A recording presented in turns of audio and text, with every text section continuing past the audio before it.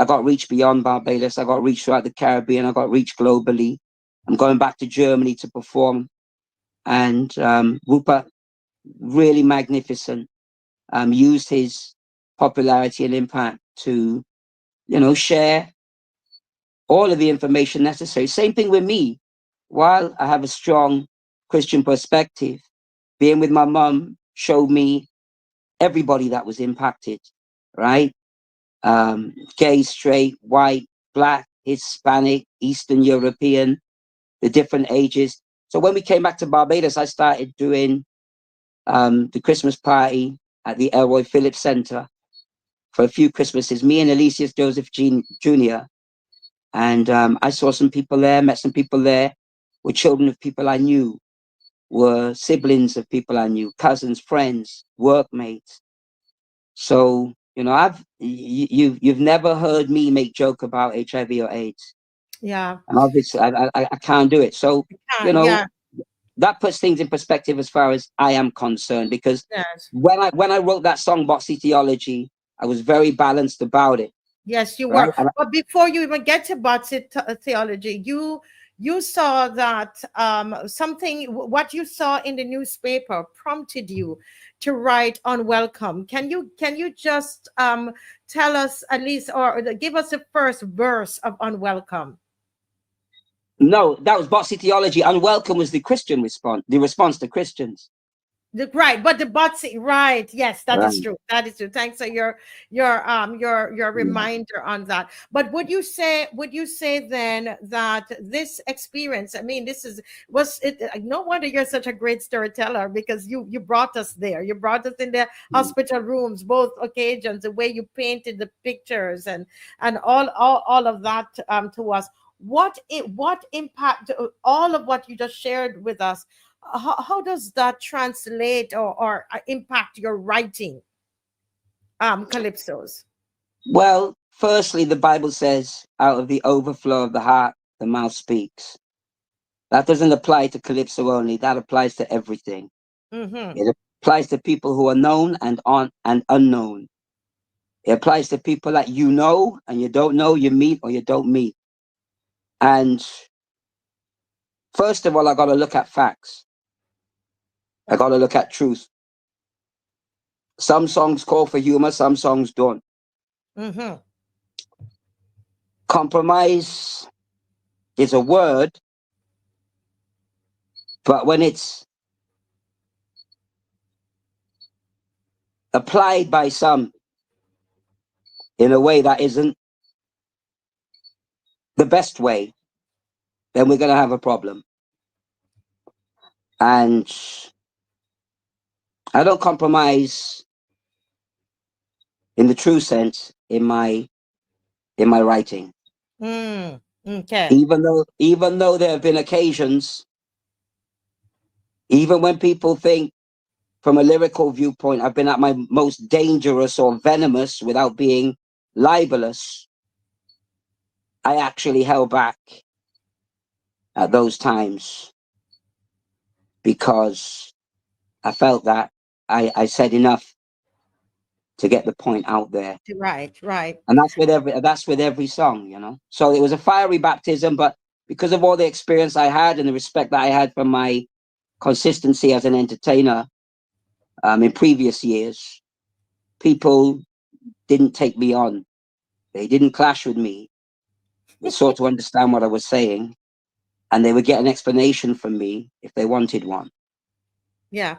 So with that, that boldness in your writing, that truth that comes out in the writing, no compromise, no compromising stance at all when you're writing. I mean, you paid dearly for it.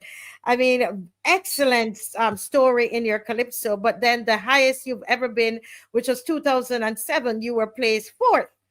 And after that, I think there was a running joke that Ronnie is going to be 10th.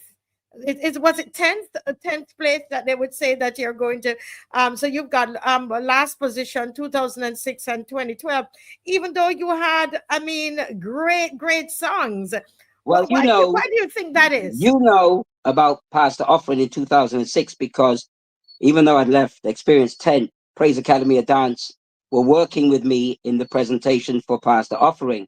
Mm. I don't know if you remember, but at that time, your son Yes.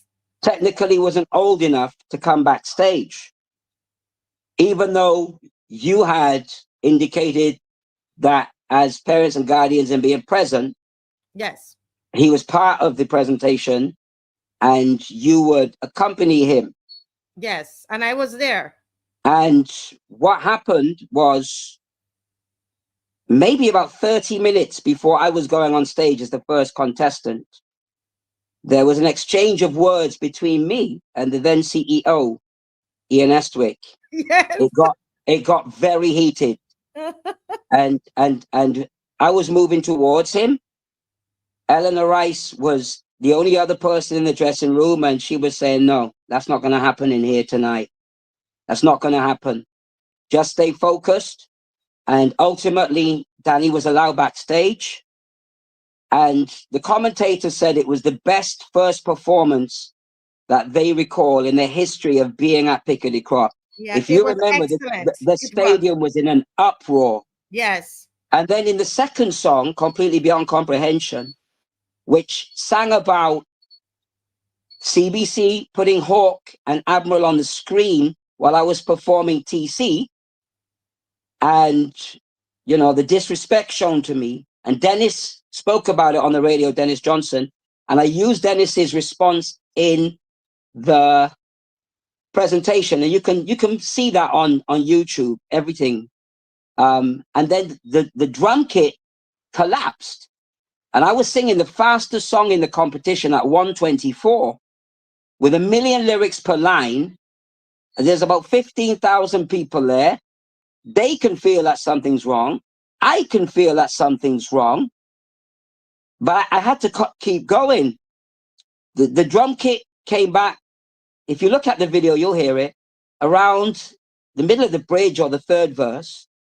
So when it finished, we spoke. You know, I said to Eleanor, because she heard it. And then when we decided we were going to ask for another performance, we were told, the judges said they'd heard enough. And Kidsight came on, Kidsight won, by the way, to sing after me. So you remember 2006. So, Yes. you know, we had a meeting at the NCF after that. And then, you know, the results stood. So the joke was the next year when I came fourth, when Jennifer introduced me on stage in 2008, she said, well, we're going to change the announcer's name to Lazarus because he came forth. Well, we have Dave, can we play a little bit of Past Offering? No, doesn't play. Can't play? No. No problem. Okay. Okay, yeah, we can play a little bit, yeah. Show me the money now.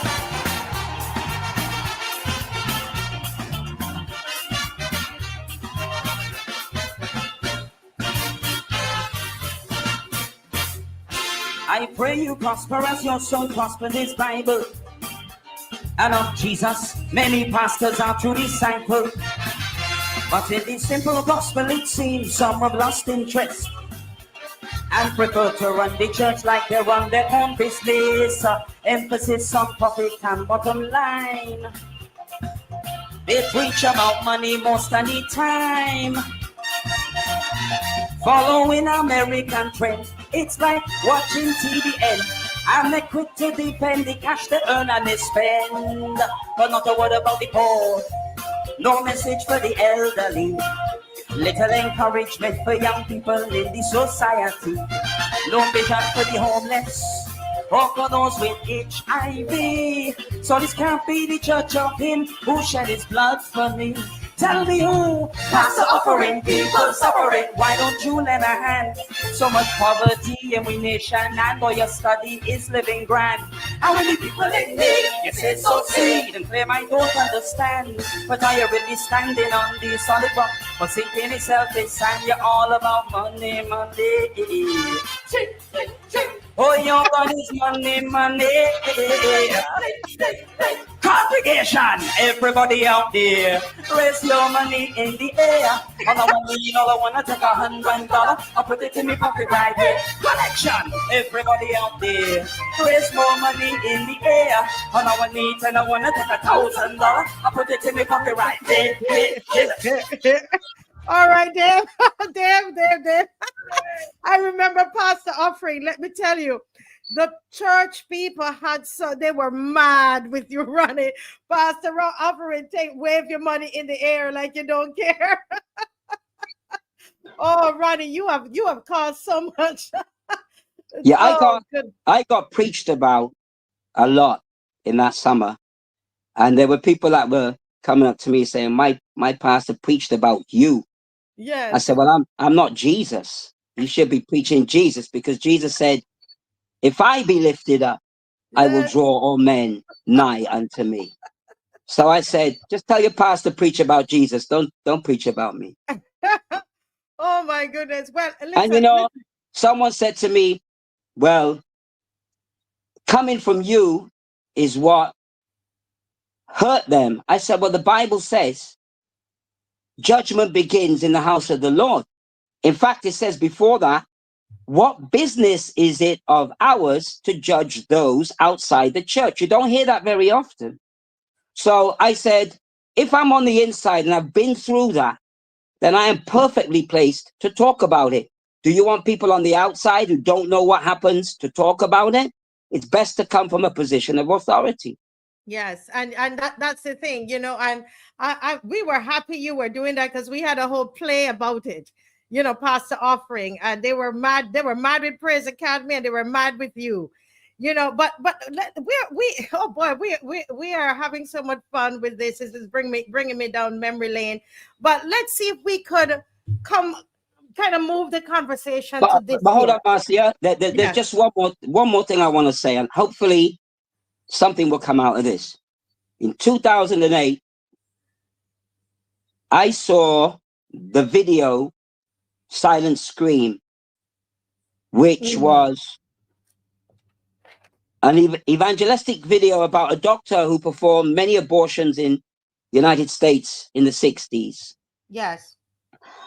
And what changed his mind about it is when he got the image of what the child did when the instrument approached it to kill it, it would go in a fetal position and it would let out a scream, but he couldn't hear it. So it was called the silent scream. And that impacted me, because abortion and access to abortion for younger people was also a discussion that was ongoing. Yes. And I said, well, let me write a song that looks at every angle. And that song covered every angle. And what was the name of that one? Silent Scream. Silent Scream. Silent Scream. 2008. So I remember going on fireworks with Dennis. And I said to Dennis, I said, this song is a song that if I save one life, it means more to me than anything the competition can give me, right? And I had a song called Kaiso News, which was a massive 10 song that would have done well in finals, but because I wrote Silent Ronnie, keep speaking. I have to run off to just keep No problem. So because I had Silent Scream and I was in All Stars with Tassa, I said, Tassa, well, I got this song. I don't want it to waste, and I think you'd do good with it. So she took it. I think Roger Gittins fixed it up, and she was getting double encores in the tent, and I was happy for her. And I said to Dennis, I'm going to put this song out there, and hopefully it can impact people. Well, The song, along with The Biggest Loser, made its way to Kensington. And at Kensington, I had a presentation that Rupi did, because Rupi is brilliant with video and graphic design. And we had the happy birthday song, but we had the video cut from birthday cake to a bucket with the aftermath of the abortion. And I said to Rupert, I said, Bob, that's my nickname. Don't call him that. I said, Bob, you sure about this? You want to be part of this? He said, let's do it. This is what it's about. And you could have heard a pin drop at Kensington. And after Kensington, I was in Cape Shepherd.